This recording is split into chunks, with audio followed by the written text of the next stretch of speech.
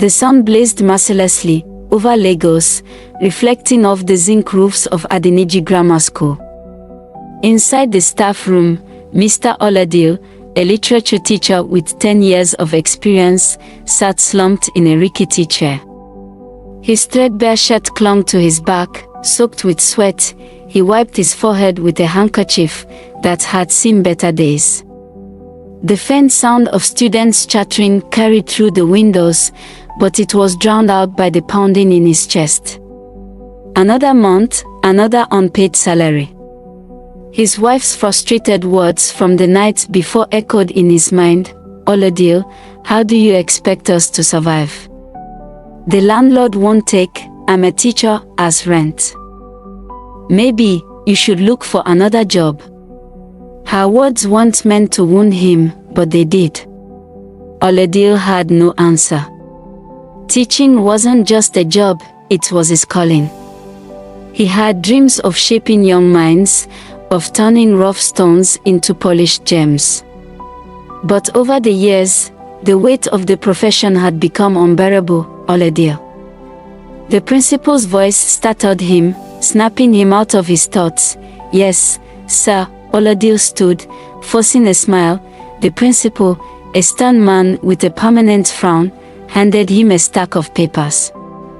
The PTA meeting is today. Make sure you present the performance report for your students. And for goodness sake, try not to embarrass the school again. Oladele nodded, the knot in his stomach tightening. He had made one mistake months ago, misplacing a test script, and the entire school still whispered about it. The PTA hall was packed with parents, many of whom were glaring at Oladele. He stood at the podium, his hands trembling as he adjusted his tie. Good afternoon, everyone, he began, his voice shaky. I'm here to discuss the performance of the senior secondary 3 students. As he spoke, he noticed a man in the front row, a wealthy parent known for his influence in the community. Mr. Adewale's son, Connor, had been underperforming, and Adewale had blamed Oladele for it. Mr. Oladele, Adewale interrupted, his voice loud and commanding. You mean to tell us that my son failed his literature exam because of his own incompetence? Or is it because you're an incompetent teacher? The room went silent. Oladele's throat went dry.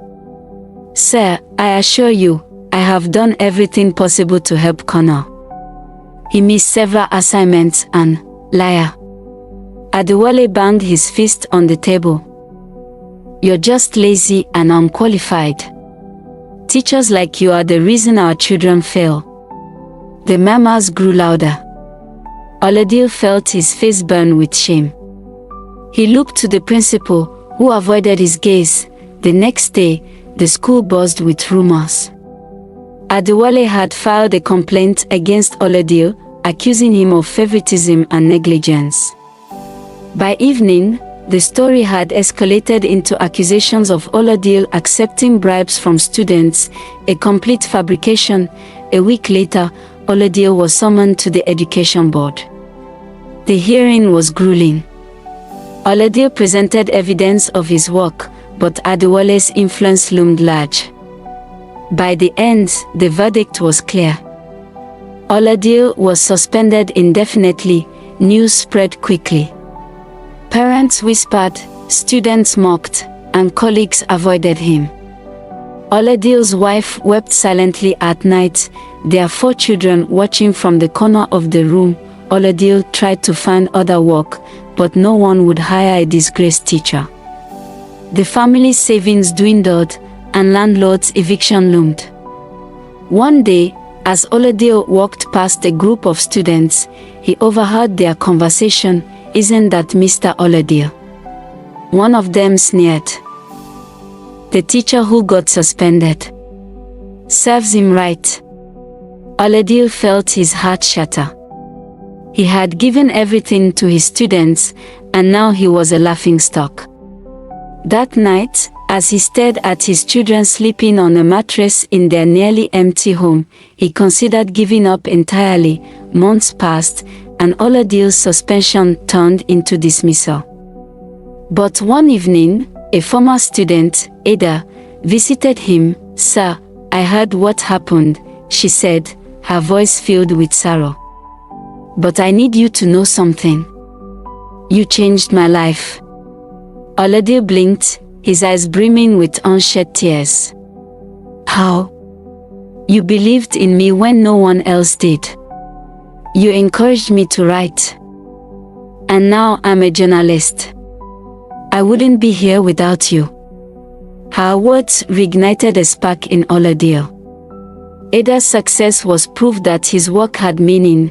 With Ada's help, Oladele wrote an article about the challenges teachers face in Nigeria. Titled, "The Unsung Heroes, A Teacher's Plight," it was published in a national newspaper. The piece went viral, sparking debate across social media and beyond. Oladele was invited to speak on radio shows where he shared his story. Other teachers came forward, revealing similar experiences. The public began to see the sacrifices teachers made and the injustices they faced. Months later, an anonymous donor sponsored Oladele to attend a teaching seminar abroad. There, he learned modern teaching methods and strategies to engage students. Upon his return, Oladele started a non-profit organization called Teach with Dignity, advocating for better treatment and support for teachers. He also began mentoring young educators, sharing his story to inspire them. Years later, Oladele stood in a fully renovated Adeniji Grammar School. His non-profit organization had transformed it into a model school, complete with modern classrooms and well-paid teachers. At the school's reopening ceremony, Femi addressed the crowd. "Teaching is not just a profession, it's a calling. But it's also a partnership. Teachers, parents, society, and the government must work together. Only then can we truly educate our future." The crowd erupted in applause. Among them was Adewale, now humbled and repentant. Oladele smiled, holding a piece of chalk in his hand. This is a simple tool. When it is in the right hand, it has the capacity to shape the world. Oladele's story is a symbol of resilience and change. His NGO Teach with Dignity expanded nationwide, providing training, resources, and advocacy for educators, though Oladele, in the execution of his duty as a teacher, faced countless challenges that almost seems insurmountable. At the end, he proved that even the smallest spark of hope could ignite a fire that changed the world. Dear teachers, every day, you step into classrooms that hold the future of the world within their walls. With a simple piece of chalk or its modern counterparts, you break the silence, ignite curiosity, and unlock potential. You are the bearers of light in places that might otherwise remain dim, the architects of dreams, and the nurturers of minds yet to blossom. When the chalk dust rises, so does the hope in your students' eyes. Every word you write, every story you tell, and every moment you spend guiding them shapes not just their lives, but the fabric of society itself. It's not always easy. There are days of doubt, moments of frustration, and times when the silence feels louder than your voice. But remember this, no seed blooms in vain when nurtured by love and effort. You are more than educators, you are warriors for knowledge, champions of growth, and guardians of possibility.